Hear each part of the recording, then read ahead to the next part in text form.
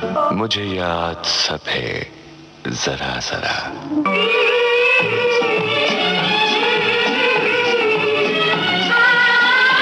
मुझे याद सब है जरा जरा, मुझे याद सब है जरा जरा, वो लम्हा लम्हा साथ है,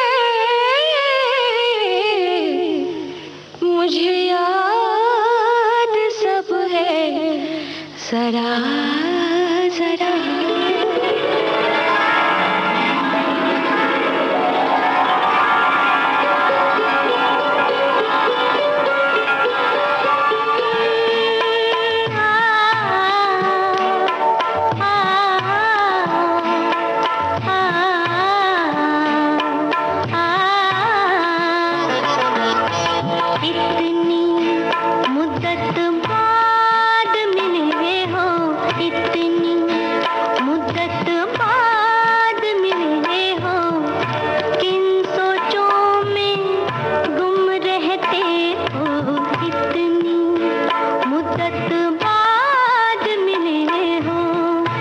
दोस्तों, इस आवाज को पहचान रहे हैं आप? आज इस आवाज की मालिक हैं हमारी मेहमान। तेज हवा ने मुझसे पूछा,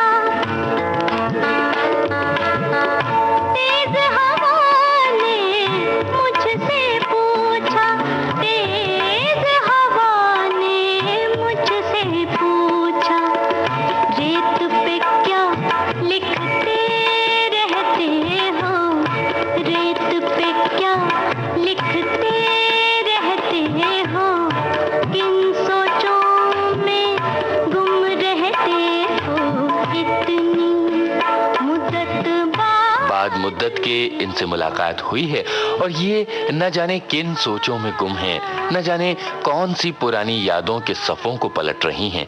तो चलिए सुनते हैं आज का प्रोग्राम। हमारी मेहमान हैं मशहूर पार्श्व गायिका दिलराज कौर। इनसे मुखातिब हैं अहमद वसी और ममता सिंह। मुझे याद सब है जरा जरा। आपको शायद ये याद हो कि ये मशहूर शायर मोमिन का मिसरा है कि मुझे याद सब है जरा जरा, तुम्हें याद हो कि न याद हो। तो इस मिसरे से वाबस्ता वो तमाम बातें, वो तमाम यादें इसमें दोहराई जा सकती हैं जो शायद हमारे तहत शऊर में यानी हमारे अंदर कहीं मौजूद हैं, लेकिन हम अल्फाज में उन्हें पिन्हा नहीं कर सके, उन्हें अया नहीं कर सके, उन्हें बयां नहीं कर सके। तो इस वक्त हमारे स्टूडियो में मौजूद हैं मशहूर गुलकारा दिलराज कौर, जिनके साथ फिल्म करने का मुझे भी इत्तेफाक हुआ है, जिन्होंने फिल्म हीरा मोती के गाने पहली बार हम दोनों ने पूरी फिल्म एक साथ की थी, इसलिए मैं उन्हें बहुत करीब से जानता हूँ।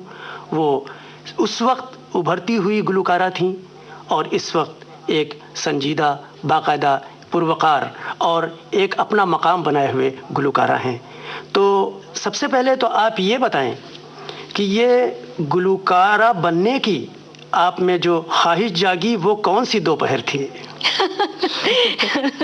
मैं अपने सभी सुनने वालों को पहले तो नमस्ते कहना चाहूँगी, अपना आदाब अर्ज़ करना चाहूँगी। और वसी साहब मेरे बारे में बहुत कुछ कह गए हैं। शायद मैं अपने को अभी भी वही अपने को स्टूडेंट के रूप में देख रही हूँ और संगीत को बहुत अंदर तक यानी बहुत डीपली जानना चाहती हूँ, सीखना चाहती हूँ, अभी भी सीख रही हूँ, हर एक्सपीरियंस से सीख रही हूँ।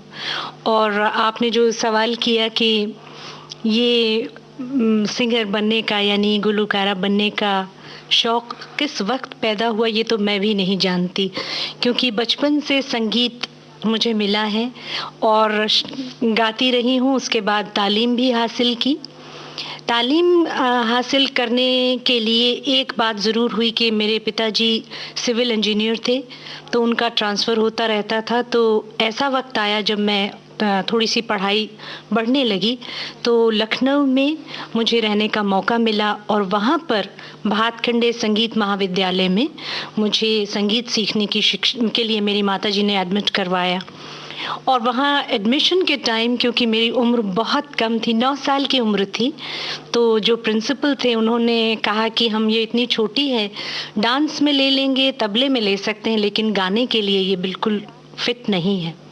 तो मुझे अभी भी याद है कि मेरी माँ को थोड़ी सी उनकी जद्दोजहद हुई प्रिंसिपल के साथ कि ये आप ऐसा करें, अगर आपको डाउट है तो आप इसको सुन लीजिए और सुनने के बाद रिजेक्ट कीजिए, पहले ही रिजेक्ट ना करें। तो जो प्रिंसिपल थे वो खुद भी एक बहुत ही जानी मानी हस्ती थी उस समय की, श्री रतन शंकर जी। तो उन्होंने फिर मेरे फॉर्म पे लिख दिया कि इनका टेस्ट लिया जाए।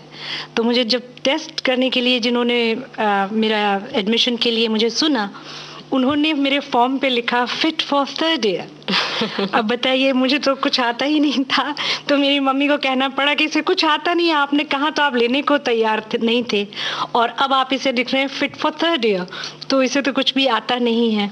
तब उस टाइम पर उन्होंने कहा अच्छा ठीक है, 3rd ईयर नहीं तो हम इसे 2nd ईयर में एडमिट कर लेते हैं। और मुझे आपको शायद सुनकर हंसी आ जाए कि मैं जब क्लास में जाती थी, मेरे साथ सब बड़ी बड़ी उम्र के लोग थे, और वो लोग अक्सर टीचर से कहा करते थे गला ख़राब है, और मैंने सोचा कि शायद मुझे भी यही कहना चाहिए, तो मैं भी कह देती थी गला ठीक नहीं है। अच्छा दिलराज जी, जब आप ये लखनऊ का जिक्र कर रही हैं और भातखंडे का जिक्र कर रही हैं, भातखंडे संगीत विद्यालय का, तो एक अजीब इत्तेफाक है कि मैं बिल्कुल उसके नज़दीक रहता था, और अक्सर मैं खाना खाकर या यूं भी कभी चहलकदमी के लिए, टहलने के लिए, बिल्कुल एक जिस तरह कहते हैं घर वाले पोशाक में, लिबास में, कुर्ता पैजामा पहने उधर टहलने जाना, तो अक्सर आवाज़ें आया करती थी, कभी तबला बज रहा है, कभी कि बहुत मुमकिन है कि उन आवाज़ों में आपकी भी कहीं आवाज़ शामिल हो। ये आपने बात कही तो मैं आपको एक और किस्सा सुना देती हूँ, क्योंकि उस दौर में हमारे भातखंडे कॉलेज में हमारे देश के जाने माने कलाकार तबला नवाज अहमद जान थे, रकवा खान साहब थे, डागर ब्रदर्स थे, जिन्होंने हमें धमार और ध्रुपद सिखाया। तो शास्त्रीय संगीत की शिक्षा मुझे वहीं मिली। तो जब मैं 3rd ईयर में पहुंची तो राग भोपाली हमारा पहला राग था, और मुझे बहुत पसंद आया, और वहाँ से मैंने अपने अंदाज, जैसे कहना चाहिए कि टीचर कुछ सिखा रहे हैं उसको अपनी आवाज़ में, फिर ये बंद हो गया कहना कि गला ठीक नहीं है। और जब मैं गाऊं तो मैं देखूं एक बुजुर्गवार, और उनकी एक काली टोपी गोल सी होती थी, और तिरकवा खान साहब अंदर आते थे, मैं उन्हें देखकर चुप हो जाती थी, गाती नहीं थी। तो वो कहते थे बेबी गाओ गाओ, तो मैं गाने से मना कर देती थी। तो मैं अपने टीचर से कहती थी इनको पहले कहो बाहर जाएं। बताइए मुझे क्या मालूम कि ये खान साहब तिरकवा खान साहब हैं। और जब गाना हमारी क्लास खत्म होती थी तो जब मैं उठ के बाहर जाती थी तो देखती थी वो बाहर दरवाजे के खड़े हुए हैं। तो हो सकता है जैसा आप फरमा रहे हैं कि वो इतनी आवाजें आती थी, उनमें कोई आवाज मेरी भी रही हो। ये आलम शौक का देखा न जाए,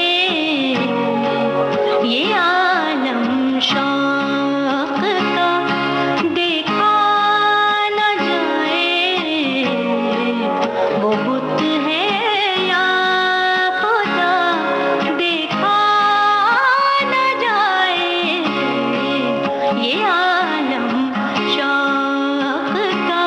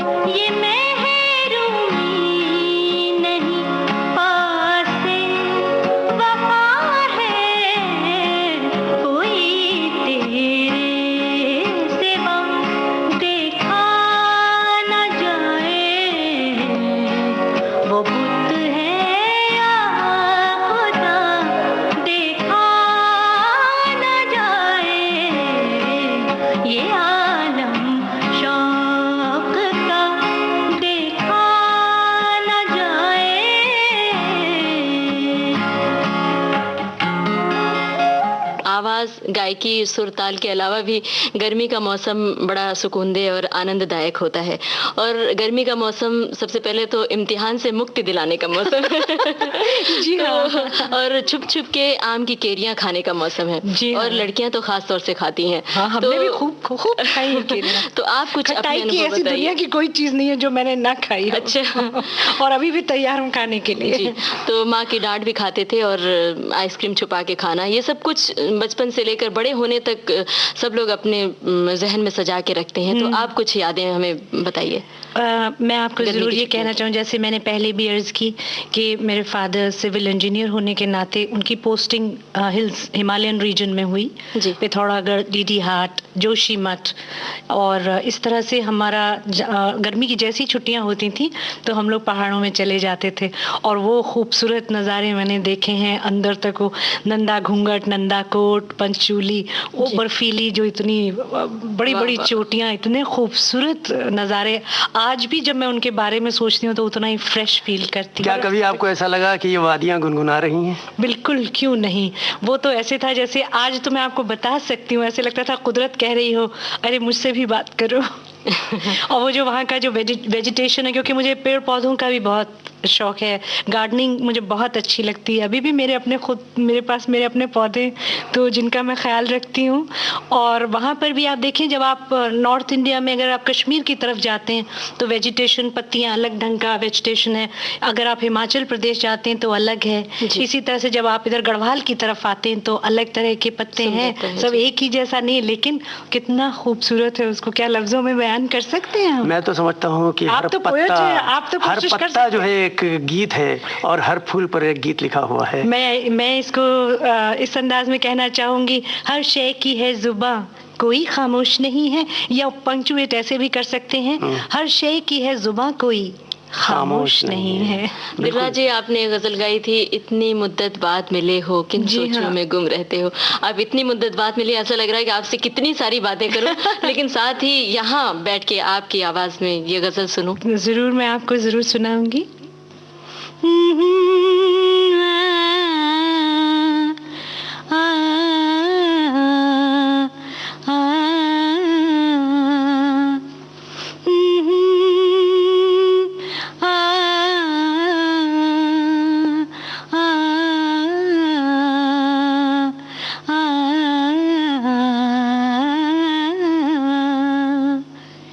इतनी मुद्दत बाद मिले हो, इतनी मुद्दत बाद मिले हो, किन सोचों में गुम रहते हो, इतनी मुद्दत बाद मिले हो।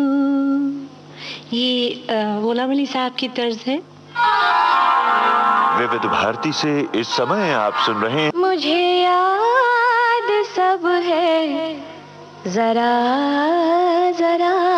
और आज हमारे साथ हैं मशहूर पार्श्व गायिका दिलराज कौर। दिलराज जी, हीरा मोती फिल्म के लिए एक कव्वाली थी, जिंदगी लेकर हथेली पर दीवाने आ गए। वसी साहब ने लिखा है इसे। और खैर हो महफिल की महफिल में दीवाने आ गए। जी, तो मैं क्या तो बात कहूँगा खैर हो महफिल की महफिल में दीवानी आ गई। तो मोहम्मद रफी साहब और मन्ना डे साहब की ओ, और आपने साथ-साथ रफी की आवाज़ों साहब में था। का नाम लिया, मुझे जी। रफी साहब की बहुत याद अभी भी आती है। जी हाँ। और उनके गाए हुए गीत इतना अच्छा लगता है मुझे सुनना कि मैं आपको बता नहीं सकती कि मैं कहाँ पहुँचा देते हैं वो मुझे। क्योंकि फिल्म, अपना जो फिल्म करियर मैंने स्टार्ट किया वो मोहम्मद रफ़ी साहब के साथ पहला गाना गाया। जी। पंजाबी फिल्म थी और म्यूज़िक डायरेक्टर थे प्रेम धवन जी। और इस गीत को गाने से पहले भी एक छोटी सी घटना हुई जो मैं अपने सुनने वालों के साथ शेयर करना फिर से चाहूँगी। जी। हाँ, जरूर। कि जब मैं बम्बई आई एक प्रोग्राम के सिलसिले में, तो जो हमारे जो अरेंजर्स होते हैं यहाँ पे, उन्होंने मुझे एक रिकॉर्डिंग के सिलसिले में कहीं मुझे सुना और मेरे फादर से कहने लगे कि हम इन बच्ची की आवाज़ हम इस्तेमाल करना चाहते हैं, कल एक रिकॉर्डिंग है और मोहम्मद रफ़ी साहब गा रहे हैं, तो मैं ज़रूर चाहूँगा कि ये बच्ची गाए। मैं मेरी बहुत छोटी थी उस वक्त, तो मैंने अपने पिताजी से मैंने सुना तो मैंने कहा डैडी मुझे ये आता नहीं है फिल्म का गाना गाना, और क्लासिकल जो शास्त्रीय संगीत की आवाज़ लगाने का ढंग अलग है। तो मैंने कहा मैं तो नहीं गाऊंगी ये। तो वो कहने लगे नहीं नहीं आप इतना अच्छा गाती हैं, आपको ज़रूर आना है। फिर मैंने उनसे पूछा आप ये वही मोहम्मद रफ़ी साहब हैं जिनका हम इतने गाने सुनते हैं, जिनका नाम सुनते हैं? कहने लगे हाँ जी हाँ वही मोहम्मद रफ़ी साहब। तो एक मन में छोटी सी इच्छा थी कि उनको देखूं कैसे लगते हैं करीब से। तो मेरे फादर कहने लगे देखो कितनी रिक्वेस्ट कर रहे हो डैडी, में बहुत सॉफ्ट नेचर थे। तो वो तो उन्होंने अपनी बात कह दी, अच्छा ठीक है मैं कल आपको 2:30 बजे लेने आ जाऊंगा, 3 बजे से शिफ्ट स्टार्ट होती है हमारी रिकॉर्डिंग्स की। तो वो मैं अब अगले दिन कह रही हूँ हे भगवान ये ना आए ना आए ना आए, और लीजिए शार्प 2:30 वो आ गए लेने के लिए हमें। और फिर हम बॉम्बे फिल्म लेबोरेटरीज जो कि हमारी देश की जानी हुई ऐसी रिकॉर्डिंग लैब है जहाँ पे तमाम यादगार गाने रिकॉर्ड हुए। और जब मैं गाने के लिए गई तो मेरा कोई रिहर्सल नहीं हुआ था, सेट पे था, और ये फिर मुझे कह रहे थे कि आप अच्छा गाएंगी तो आपको और भी गाने दिए जाएंगे। तो क्या आपको ये नहीं लग रहा था कि इस वक्त आप मुल्क के एक बहुत ही बड़े गुलकार के सामने खड़ी जी हाँ, एक वो एक्साइटमेंट तो मैंने जब उनको देखा वो वक्त मैं कभी नहीं भूल सकूंगी। एक इतने सादे संजीदा इंसान के रूप में मोहम्मद रफ़ी साहब को मैंने देखा। और उनके बारे में एक और भी बात बहुत मशहूर है, पंक्चुअलिटी। लोग कहते थे कि घड़ी मिला लीजिए, टाइम मिला लें रफ़ी साहब की एंट्री से। तो और बहुत सॉफ्ट नेचर, बहुत धीरे से बात करने वाले, और हमेशा उनकी ज़बान पर मैंने एक लफ्ज़ बहुत बार सुनती थी, वो था ईश्वर का नाम। वो यहाँ तक भी कि जब मैं ये जो हम एक डुएट कर रहे थे फिल्म हीरा मोती के लिए, होंठ हैं तेरे 2 लाल हीरे इन्हें खोलना तू धीरे धीरे, तो रफ़ी साहब जब हम लोग आए सुनने के लिए गाना तो मुझे कहने लगे देखो देखो मेरी आवाज़ सुनो, अल्लाह ने कैसी आवाज़ दी है मुझे, उसने ये नूर मुझे दिया वरना मुझे कौन जानता। मैं आज भी जब ये बात सोचती हूँ मेरे रोंगटे खड़े हो जाते हैं कि इतनी ऊंचाई हासिल करने के बाद उस जैसा व्यक्तित्व मेरे देखने में नहीं आया। मैं तो तेरे हसीन ख्यालों में खो गया, मैं तो तेरे हसीन ख्यालों में खो गया। दुनिया ये कह रही है कि दीवाना हो गया, मैं तो तेरे हसीन ख्यालों में खो गया।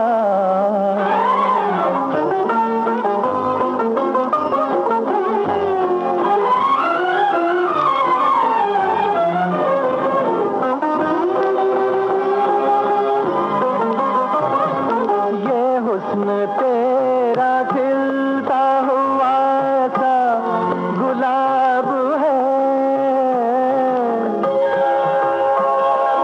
ये हुस्न तेरा खिलता हुआ सा गुलाब है, आंखें तेरी हसीन कमल का शबाब है, तू लाजवाब है,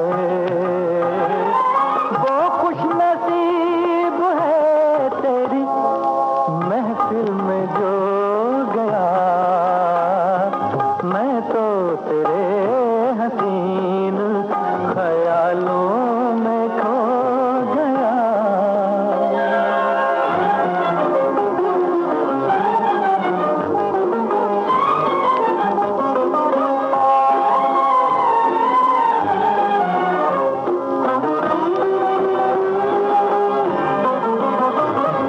कोई न जिसको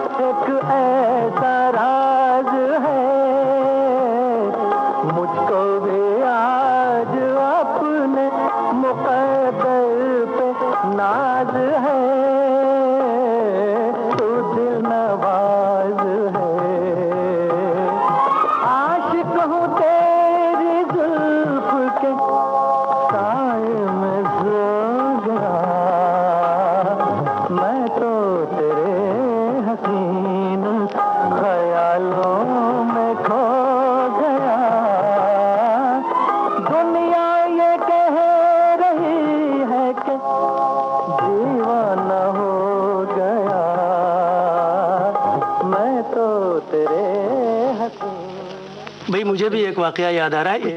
नैयर साहब ने अपने वो कव्वाली जिसका अभी आपने जिक्र किया, उसमें मन्ना दा भी शामिल थे। जी हाँ, जी ये हाँ। दिलराज कौर थी, रफ़ी साहब थे और कोरस, बहुत कोरस।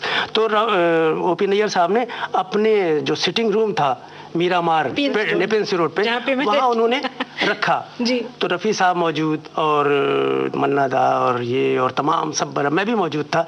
तो कि रिहर्सल में मैं ये तो नहीं कहूँगा कि रफ़ी साहब कुछ मिस करते थे और मन्ना दा जो थे वो बराबर अपना वो सही कर रहे थे। यानी रिहर्सल में ये हो रहा था, बराबर हो रहा था। कोरस भी साथ था, ये भी गाती थी, रफ़ी साहब भी थे, मन्ना दे। कव्वाली में सब होता है, तालियां, ये वो सा सब। धीरे धीरे उस कहीं कि रफ़ी साहब कुछ हो जाए तो फिर से रिहर्सल चालू होती। लेकिन वही गाना जब दूसरे दिन रिकॉर्ड हुआ है और सुनने के बाद नैयर साहब ने कहा कि इसमें तो मोहम्मद रफ़ी के अलावा कोई नज़र ही नहीं आया। नजदीक हो, अब धड़कनों की खैर हो, जुल्फ में उलझा है दिल, अब उलझनों की खैर हो। दुश्मनों के साथ कितने प्यार से बैठे हो तुम, ये दुआ है आज मेरे दुश्मनों की खैर हो। आज देखते हैं खूबसूरत प्यार की तस्वीर को, आज देते हैं दुआ हम अपनी ही तकदीर को। तीर खाने का मजा है आप ही के हाथ से, हंस के रोकेंगे जिगर पर आपके हर तीर को। हंस के रोकेंगे जिगर पर आपके हर तीर को। जिंदगी है, जिंदगी लेकर हथेली पर दीवाने आ गए, जिंदगी लेकर हथेली पर दीवाने आ गए। आज तीर खाने के लिए बनकर निशाने आ गए, तीर खाने के लिए बनकर निशाने आ गए।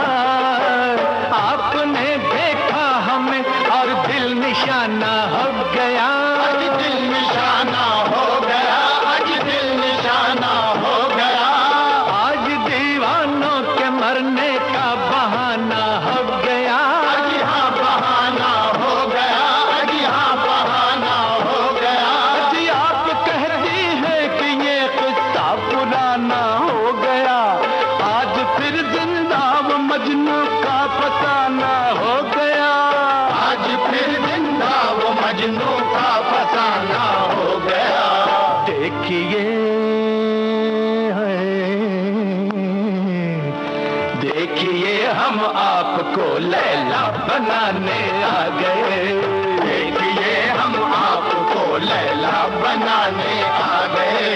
तीर खाने के लिए बनकर निशाने आ गए, तीर खाने के लिए बनकर निशाने आ गए।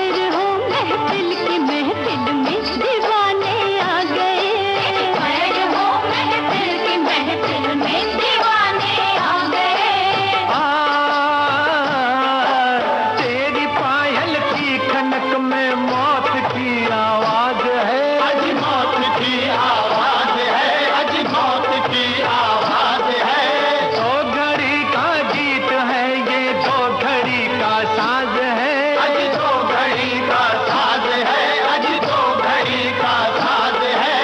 अपने दामन को जलाना इश्क का अंदाज है, ये वही समझेंगे जिनको अपने दिल पे नाज है, ये वही समझेंगे जिनको अपने दिल पे नाज है। नाज वाले हैं,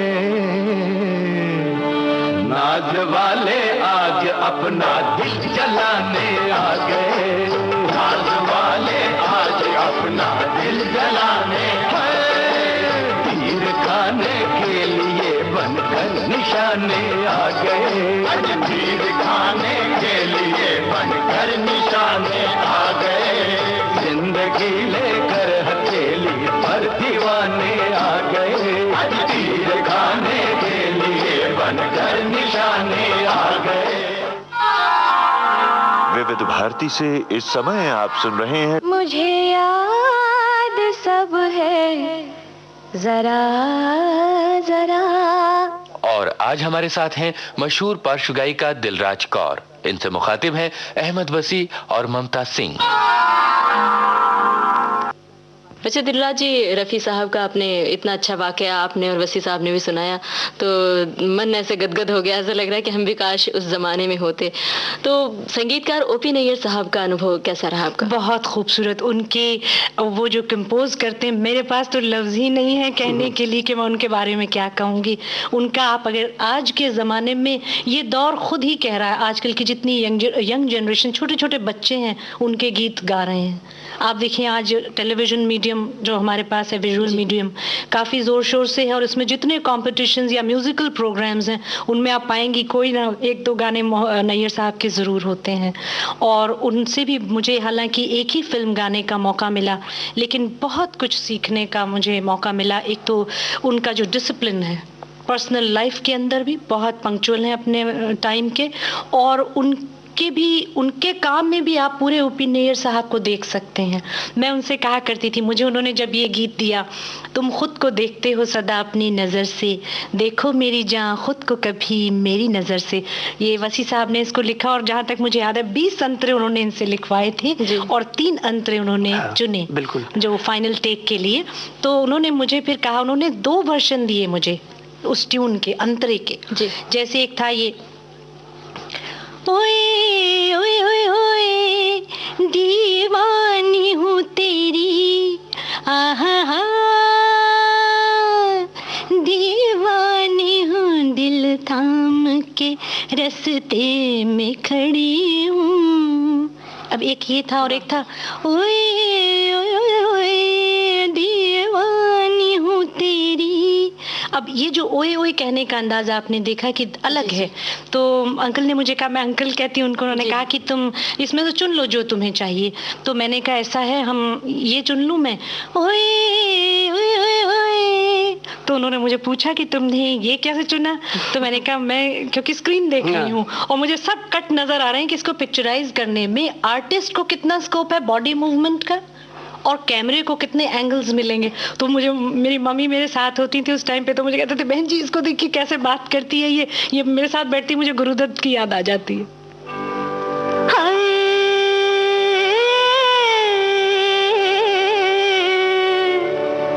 मेरी नजरों में मोहब्बत का खुमारा ही गया, दिल को आना था किसी पर एक बार आ ही गया।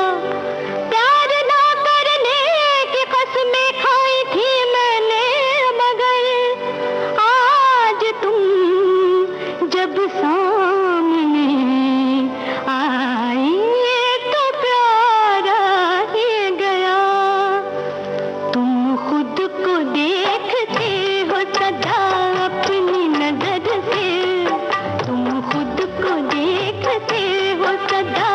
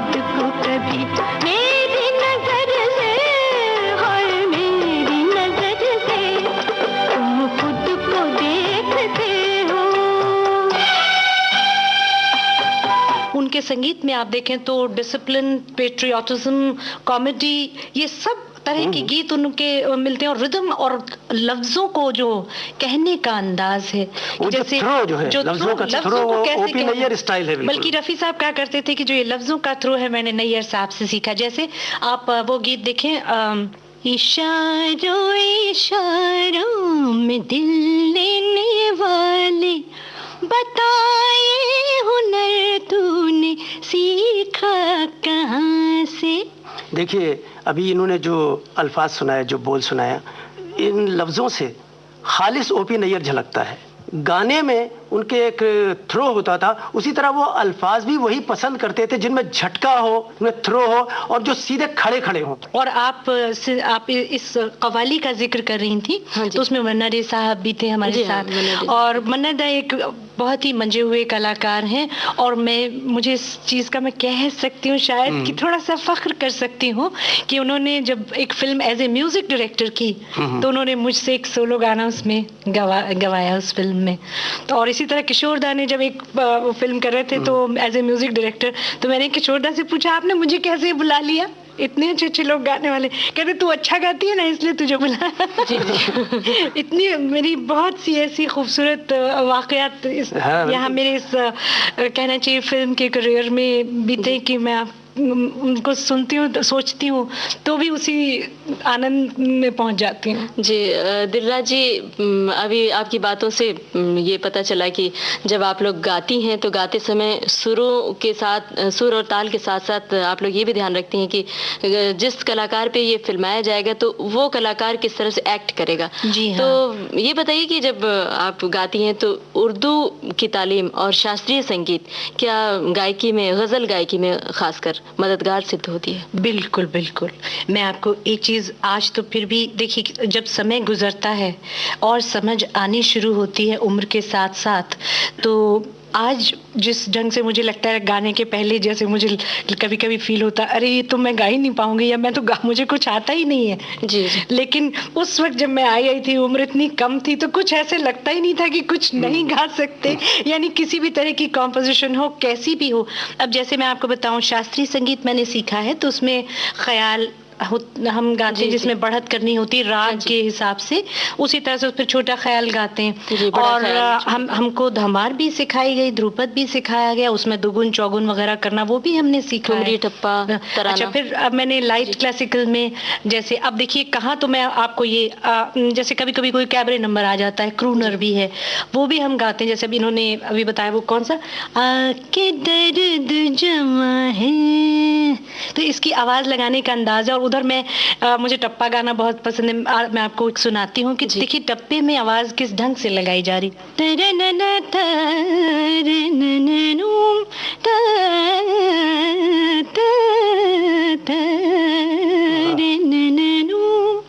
मांड गले तो लग जा मैं जग के दुलारे, सुनो पिया रे, मांड गले तो लग जा। तो अब ये जो टप्पे में का जो अंदाज है वो बिल्कुल एक अलग तरह की गायकी है। अब मुझे गज़ल गानी हो, जैसे मैंने आपको गज़ल भी गा के सुनाई, तो क्लासिकल म्यूज़िक अगर ट्रेनिंग है तो मेरी समझ, जो मेरा खुद का एक्सपीरियंस है, इसी वजह से मुझे बहुत मुश्किलात पेश नहीं आई। हाँ, तो ममता जी, आप, मुझे लग रहा है आप कुछ पूछना चाहती हैं। आपके अंदाज जो है आपके, ये बता रहे हैं कि आपके जहन में कोई सवाल कुलबुला आ रहा है। मैं दिलराज जी से एक बहुत ही व्यक्तिगत सवाल पूछना चाहती हूँ। इतनी शायरी की बात की और बहुत मतलब गायकी की बात की, और ये भी बात की शास्त्रीय संगीत इनको बहुत पसंद है, तो हम ये जानना चाहते हैं दिलराज जी कि आपकी ज़िंदगी में कभी ऐसा लम्हा भी आया है जब आपको अपने जज्बात का इजहार शायराना अंदाज में करना पड़ा हो? ऐसा तो मुझे सोचना पड़ेगा, आपने मुझे मुश्किल में डाल दिया, लेकिन ये मैं ज़रूर कहूँगी कि जिस तरह का माहौल मुझे बचपन में घर में मिला, उससे ये ज़रूर था कि जो मेरी मम्मी कभी बातचीत जैसे हम बच्चों से करते हैं तो वो ये उन्होंने हमेशा बताया कि देखो इंसान यहाँ आकर इस दुनिया में अपने काम करता है, अपने कर्मों से बंधा हुआ है, लेकिन वो ये जाने रहे कि कहाँ से आया है, उसका फाइनल डेस्टिनेशन क्या है। तो मैं आपसे ये ज़रूर अर्ज़ करना चाहूँगी कि आज मैं ये कह सकती हूँ कि जब मैं ये जो तमाम संत हुए हैं हमारे देश में या हमारे देश के बाहर, उनकी जो उन्होंने कहा है, जो ज़िंदगी की जो सच्चाई है, उसको जिस ढंग से उन्होंने बयान किया है, वो मैं उसको गा के मुझे बहुत आनंद आता है और उसको सोचना समझना चाहती हूँ बहुत अच्छी तरह से। मैं समझता हूँ कि ममता जी ने कुछ और पूछना चाहा था। क्या पूछना चाहा? क्योंकि बात दोपहर की हो रही है तो मुझे दोपहर का एक शेर याद आ रहा है हजरत मोहानी का। वही बड़ा मशहूर शेर है कि दोपहर की धूप में मुझको बुलाने के लिए वो तेरा कोठे पे नंगे पाँव आना याद है। मुझे लगता है कि ये पूछना चाहती है, ऐसा कुछ है। मैं छुपा बिल्कुल नहीं, मुझे छुपाने जैसा मेरे पास कुछ भी नहीं है। इतना जरूर है कि मैं प्रैक्टिकल हूँ, डाउन टू अर्थ हूँ, तो मैं अपने पैर नहीं जलाऊंगी, इतनी तपती तो पैर में जूते पहन के अच्छी तरह से, मोजे हुए तो मोजे भी मतलब जूते पहन के जाएंगी? मोजे भी पहनूंगी अगर जरूरत हुई तो। अच्छा, इस तपती दोपहरी में इन दिनों आप क्या करना पसंद करती हैं, क्या कर रही हैं? एक तो मैंने आपको अभी भी कहा कि जब मुझे मौका मिलता है तो ये जो संतों ने बयान किया है अपनी वाणी में, जो जिंदगी की सच्चाई, हम क्या करने के लिए आए हैं और क्या कर रहे हैं, इन सब चीज़ों को जानने की बड़ी इच्छा रही है मुझे बचपन से। और जब मुझे मौका मिलता है तो मैं ये काफ़ी पढ़ती हूँ इन सब चीज़ों के बारे में। दोपहर का टाइम होता है तो पढ़ना बहुत अच्छा है। कहीं कोई ऐसे अच्छे खूबसूरत लिखी हुई बात पढ़ने में आ जाए तो उसको कंपोज करने के लिए भी बहुत अच्छा लगता है कि उसको कैसे, जैसे फिलहाल अभी हाल ही में एक प्रोग्राम में मुझे हिस्सा लेने का मौका मिला था जिसका टाइटल था खुसरो से मजरू तक, जिसमें एक दर्द साहब की गज़ल मेरे हिस्से आई थी गाने के लिए, जिसमें वो कह रहे हैं, अब इसमें देखिए इस लफ्ज़ का जो इस्तेमाल हुआ है हवस लफ्ज़ का, तो आम आज की ज़िंदगी में उसको एक अलग ढंग से हम यानी इस्तेमाल करते हैं।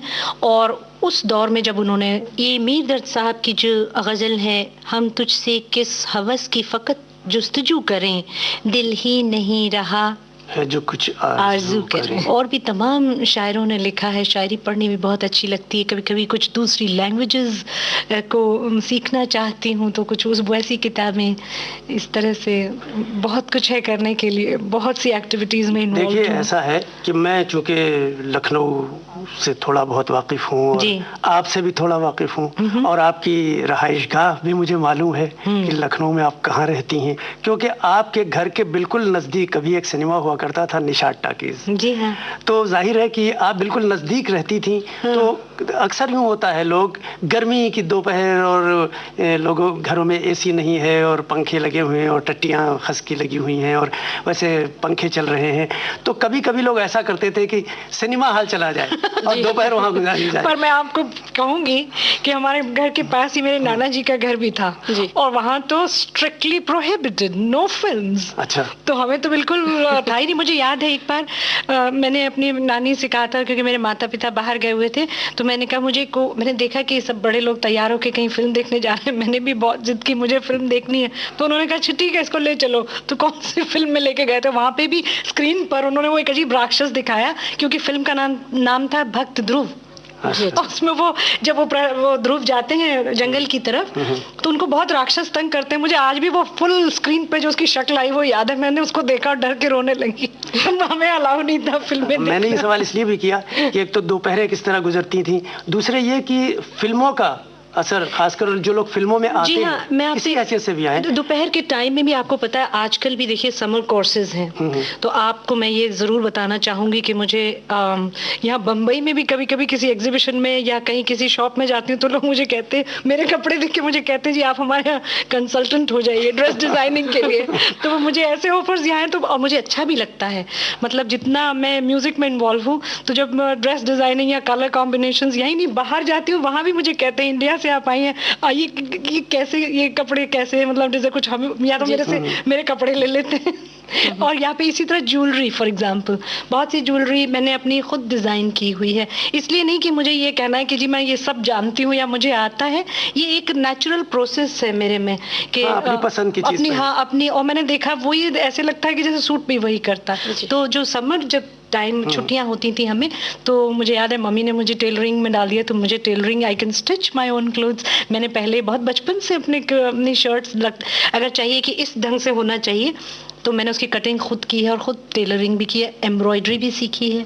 तो इस तरह से फिर मैंने गिटार इंस्ट्रूमेंट्स में हवाईन गिटार, पियानो, थोड़ा सा, बहुत ऐसा नहीं लेकिन उतनी समझ रखना। इसी तरह से और भी जो हमारे सब्जेक्ट्स हैं, ढेरों कितनी तरह तरह की चीज़ें जो मैंने अपने अब जैसे मैंने लिटरेचर इंग्लिश में एमए किया, लेकिन बाद में मैं उसके बाद पढ़ रही थी diploma in public administration, which has nothing to do with music really. Vividh Bharati से इस समय आप सुन रहे हैं मुझे याद सब है जरा जरा। और आज हमारे साथ हैं मशहूर पार्श्व गायिका दिलराज कौर।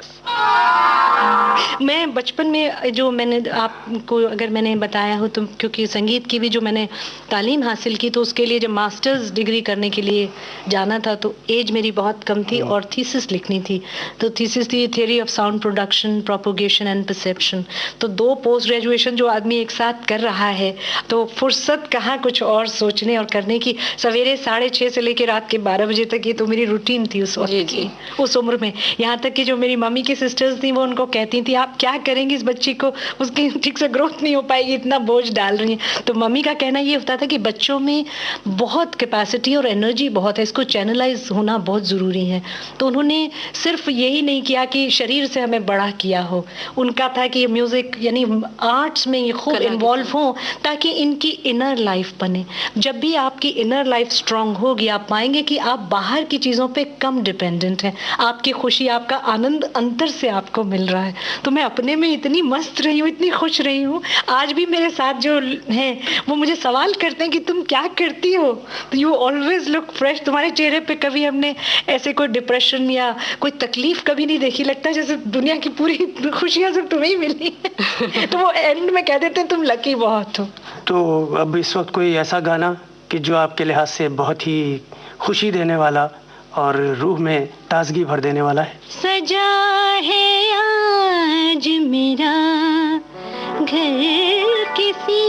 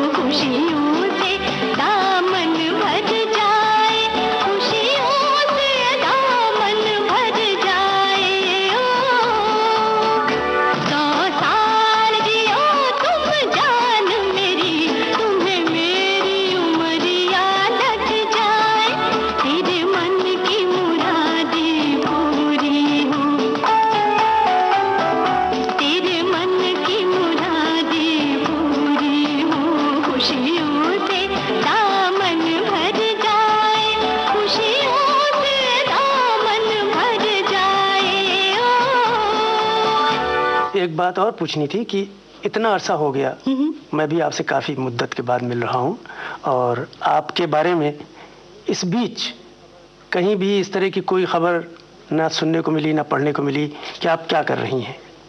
तो क्या इस बीच रिकॉर्डिंग या काम या बाहर ही रहना ज़्यादा हुआ? ऐसी बात है, एक तो शुरू से, यानी मैं कह सकती हूँ right from the beginning, that was 1974 जब मैंने फिल्मों में गाना शुरू किया। कोई भी चीज़ मैं चाहती हूँ, एक सटल मुझे बहुत होना पसंद है, यानी जैसे आप कहते हैं ना, बिना कहे बात को कह देना या बहुत कम में कह देना मुझे बहुत अच्छा लगता है। और ये चीज़ मैं अपनी ज़िंदगी के हर एस्पेक्ट में उतार के रखना चाहती हूँ, ऐसे पसंद करती हूँ लो प्रोफाइल रखना। तो अगर मान लीजिए जैसे आपने अभी कहा कि क्या बाहर रही हूँ, इस दौरान ऐसे बहुत से प्रोग्राम्स मैंने बाहर किए जो बड़ी अलग किस्म के थे। तो फिल्मों तक तो अपने, यानी जितने भी असाइनमेंट्स मैंने किए हैं तो वो एक ढंग हो गया। आपने किसी फिल्म में कहानी चल रही है, उसमें एक किरदार है, उसके हिसाब से आपने गीत गाया, तो उसमें एक रेंज मुझे मिला। सैड गाना है, कहीं कव्वाली है, कहीं रोमांटिक है, कहीं बिल्कुल बहुत ही कॉमेडी है, या कहीं यानी ढंग तरह तरह की सिचुएशंस के हिसाब से गीत गाने को मिले। अब एक एस्पेक्ट है मेरा क्लासिकल म्यूजिक, जिसको कि मैं बिल्कुल किसी कीमत पे भी छोड़ना नहीं चाहती थी। तो बाहर जो कॉन्सर्ट मैंने इंडिया के बाहर किए, यूएसए में था, तो जैसे रविशंकर जी, मैं चाहती थी वो मुझे इंट्रोड्यूस करें। तो ये उस ईश्वर की दया से ऐसा ही टाइम आया कि कैलिफोर्निया में प्रोग्राम था और रविशंकर जी ने ही इंट्रोड्यूस किया मुझे। और मुझे ये भी मैं अपने सुनने वालों के साथ शेयर करना ज़रूर चाहूँगी कि मैंने उस दिन रविशंकर जी ने कहा मेरी तबीयत ठीक नहीं है, मैं आपको इंट्रोड्यूस करवा के चला जाऊंगा। मैंने कहा जी अच्छा ठीक है। लेकिन जब प्रोग्राम शुरू हुआ तो जैसे ही मैंने अनाउंस किया कि मैं राग जय जयवंती गा रही हूँ और ये पद्म भूषण उस्ताद खादिम हुसैन खान साहब की चीज़ है, तो रविशंकर जी उठे थे, बिल्कुल बैठ गए फौरन, और उनके साथ लक्ष्मी शंकर जी भी थी और भी थे सब तमाम ऑडियंस। लेकिन रविशंकर जी गए नहीं प्रोग्राम से उठ के, उन्होंने फिर पूरा सुना कि मैं क्या गा रही हूँ। तो तब मैंने मांडवी सुनाया था, तो वो बाद में मुझे पता चला कि खादिम हुसैन खान साहब की बहुत इज्जत करते हैं वो। और मैं बहुत तहे दिल से याद करती हूँ पद्म भूषण उस्ताद खादिम हुसैन खान साहब को, जिन्होंने मुझे कुछ ऐसे राग जिनको मैं जानती नहीं थी, जैसे बरवा बहुत ही खूबसूरत राग है, मलुहा केदार, और तोड़ी में जैसे एक रचना उन्होंने मुझे सिखाई थी, वो इतनी खूबसूरत, एक राजस्थानी जो राजस्थान में मांड गाते हैं वो, और एक रसिया मैं आपको उसको सुनाती हूँ।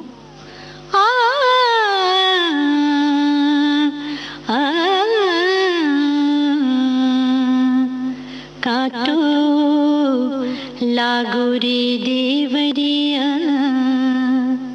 काटो लागो रे देवरिया, मुझसे गेल चलो ना जाए, काटो लागो रे देवरिया, मुरे देवरिया, मुरे देवरिया, मुरे देवरिया, काटो लागो रे देवरिया, मुझसे गेल चलो ना जाए, गेल चलो ना जाए, गेल चलो ना जाए, मुझसे संग चलो ना जाए, हाय काटो लागो रे देवरिया, मुझसे गेल चलो ना जाए। वाह, मुझे यकीन है कि इस वक्त न जाने कितने सुनने वाले लू में झुलस कर भी, गर्मी में भी, पसीना बहाकर भी, और कुछ बंद कमरों में भी बैठकर प्रोग्राम सुन रहे होंगे। मैं तो ये कहूँगी कि खूब आम और खरबूजों का आनंद ले रहे होंगे और साथ साथ ही प्रोग्राम सुन रहे होंगे। एक बार फिर तहे दिल से आपका शुक्रिया कि आपने मुझे बुलाया और मैं अपने सुनने वालों से अपने दिल की बात कर सकी। तो एक बार फिर से आपका धन्यवाद, बहुत बहुत शुक्रिया। नमस्कार। दिलराज जी, आपका बहुत बहुत शुक्रिया कि आप विविध भारती के स्टूडियो में आई और इतनी देर तक हमसे बातें की। नमस्कार। नमस्कार। दोस्तों, मशहूर पार्श्व गायिका दिलराज कौर से अहमद वसी और ममता सिंह की बातचीत में हम कुछ इस तरह से खो गए कि देखिए वक्त का पता ही नहीं चला और प्रोग्राम का आखिरी मकाम आ गया। अब उन लोगों के नाम जिनकी मिली जुली कोशिश से ये प्रोग्राम तैयार किया गया। Technical assistance Dilip Kulkarni, post production PKA Nair, associate presenter Yunus Khan, presenter Rakesh Joshi और प्रोड्यूसर शीला मोदी। मुझे याद सब है जरा जरा, मुझे याद सब है जरा जरा, वो लम्हा लम्हा साथ है, मुझे याद सब है जरा जरा।